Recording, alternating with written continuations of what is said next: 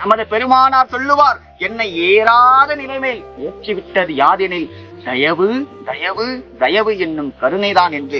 இக்கால மனிதர்களுக்கு புரிவது போல் சொல்ல வேண்டும் என்றால், என்னை ஏறாத நிலைக்கு மேல் ஏற்றிவிட்டதும் என்னை கடவுளாகவும் ஆக்கிவிட்டது யாதெனில் ஆக்சிடோசின் என்னும் ஹார்மோன் தான். சுத்த சன்மார்க்கத்தில் கடவுளின் அருளை அடைவதற்கு எல்லா ஜீவரிடத்தும் தயவும், ஆண்டவரிடத்து அன்பு மட்டுமே முக்கியமானவை. அன்பும் ஜீவகாருண்ய ஒழுக்கத்தால் அல்லது மற்ற வகையால் வராது. ஏனென்றால் ஜீவகாருண்யத்தின் லாபமே அன்புதான்.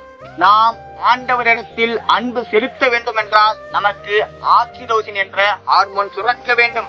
அந்த ஆக்சிடோசின் என்ற ஹார்மோன் ஜீவகாருண்ய ஒழுக்கத்தினால் மட்டுமே சுரக்கும். நம்முடைய பெருமானார் சொல்லுவார், உண்மை கடவுள் ஒருவர் உண்டென்றும் கடவுளை உண்மை என்பால் கருத்தின் கண் கருதி வழிபாடு செய்து வர வேண்டும் என்பார். அப்படி